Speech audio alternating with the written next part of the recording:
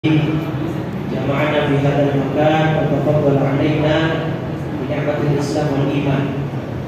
أشهد أن لا إله إلا الله وحده لا شريك له شهادة يفضل بها الميزان وأشهد أن سيدنا ونبينا محمدا عبده ورسوله سيد ولد عدنان.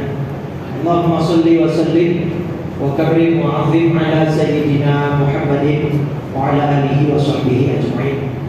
سبحانك لا علم لنا إلا ما علمتنا إنك أنت العليم الحكيم. رب اشرح لي صدري ويسر لي أمري واحلل عقدة من لساني يفقهوا قولي وثبت لساني واهد قلبي بحق سيدنا محمد صلى الله عليه وسلم. أما بعد فيا أيها الحاضرون والحاضرات segenap pimpinan pengurus Syahid Center, Syahid Sudirman Center, Bapak Agus Kamajaya, Bapak Wisnu, dan para tamu undangan, di antaranya Bapak Gunawan, perwakilan dari Kelurahan Karangtengsin ya Bapak Ibu, dan dari Bapak RT Karangtengsin juga hadir, dan anak-anak yatim dari sekitar Kelurahan Karangtengsin, Kecamatan Tanabang ya.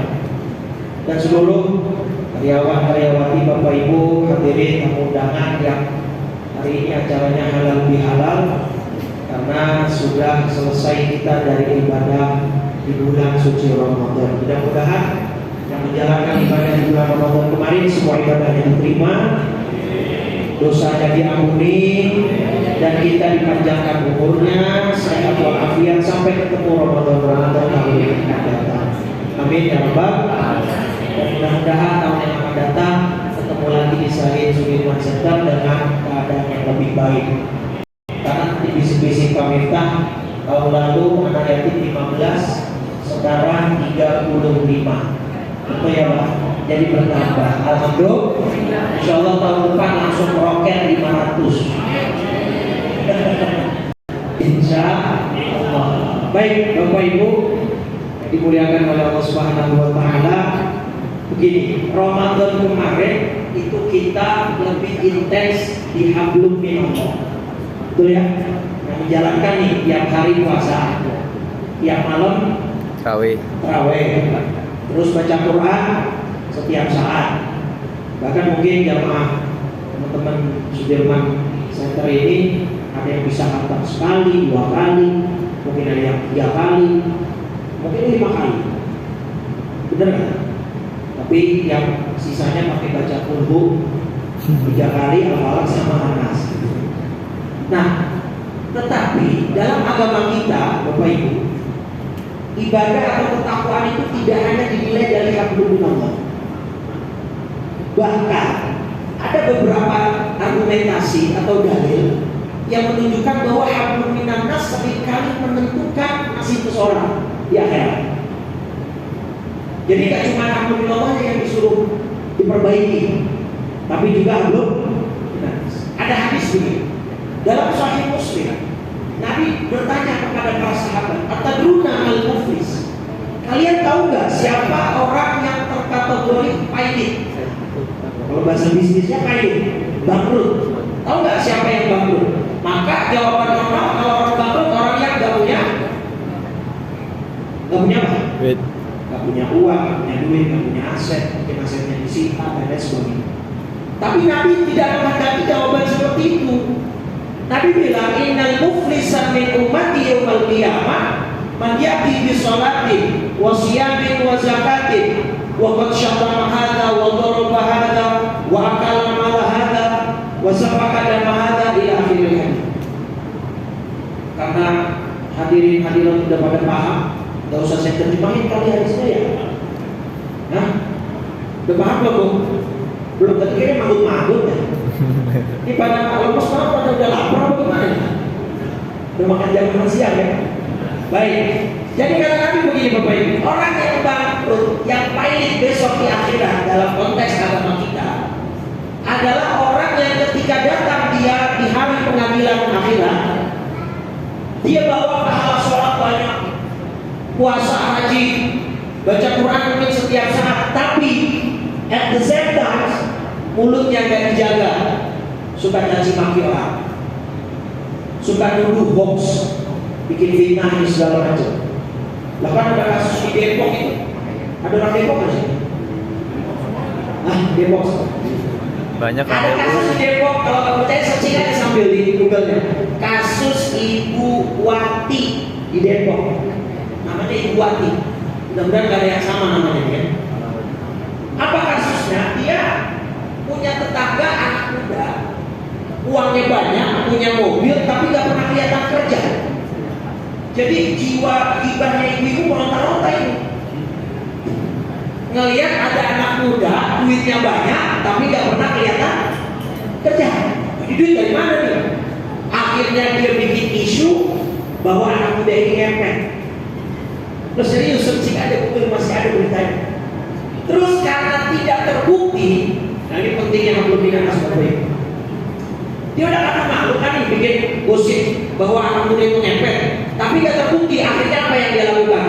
Dia sampai beli babinya sendiri untuk supaya merekayasa seakan-akan tuduhannya itu benar.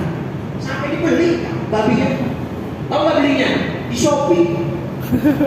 Iya, COD lagi. Pembayarannya.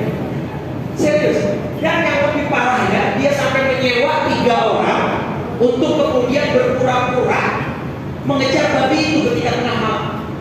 Tapi ternyata belakangan sama polisi diusut, ketahuan itu semua bohong. Si Ibu Wati akhirnya diusir dari kampung situ. Gara-gara apa? Mulutnya nggak bisa dijaga. Ya memang dalam hidup masyarakat kita nggak akan bebas dari orang yang begitu, akan selalu ada. Betul nggak? Makanya Bapak Ibu Ramadan kemarin itu diantaranya latihan kita untuk mentazkiyatun nafs, membersihkan hati, jangan punya penyakit SMS. Apa SMS?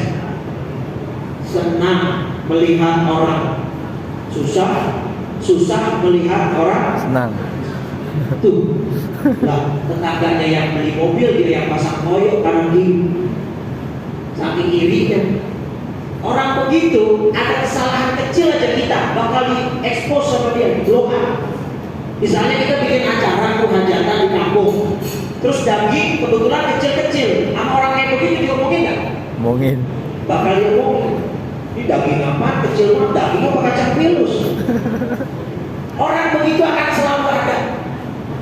Dan itu di dalam agama kita, Bapak Ibu, agama Islam, itu orang yang sangat rawan untuk tidak selamat di akhirat. Walaupun alhamdulillahnya bagus, sholatnya banyak, puasanya rajin, tapi untuk orang sekitar dia adil. Nah ini kasusnya. Atau dia suka memakan harta orang lain, nih makan harta anak yatim, makan uang rakyat, makan warisan keluarga dan seterusnya. Atau membunuh ini, membunuh itu. Sekarang kita kalau melihat kasus pembunuhan, berita-beritanya itu bikin mulus dada yang mayat dicorong, yang ditaruh di koper, yang segala macam. Jadi kita nggak bisa. Nah, apa yang Allah akan lakukan Bapak Ibu dengan orang semacam ini besok? Pelaku kezaliman sesama manusia ini akan dihadapkan oleh para korban yang dia zalimi ketika di dunia. Kalau dia tidak sempat meminta maaf, makanya ada halal bihalal. Bahasa hadisnya itu falyatahallal minhul yaum. Maka kalau ada orang merasa punya salah, punya kezaliman, punya kekurangan kepada orang lain, teman sekantor, kolega dan seterusnya, minta maaflah dari sekarang, jangan nunggu di akhir. Karena bahaya. Nah bahayanya gimana? Si pelaku pahala tadi, pahala hablum minallahnya Bu, sholatnya, puasanya ditransfer ke para korban. Ya. Jadi pahala dia disebut habis, sampai habis. Fa'ifan yang hasanatuhu, ketika pahalanya sudah habis, sedangkan para korban yang dia zolimi masih banyak. Terutama yang sekarang lagi ngetren itu zoliman yang terjadi apa? Utang. Tapi gak mau, giliran ditagih, galakkan dia. Victim dia, saya dizolimin. Lu pelaku utama, orang dia yang utang uang kita. Giliran ditagih galakkan dia. Play victim namanya. Itu zolim Pak. Atau makan di kantin, bawa 5 dia makan, bayarnya 1. Bayarnya 2, 3, itu zolim tuh Pak.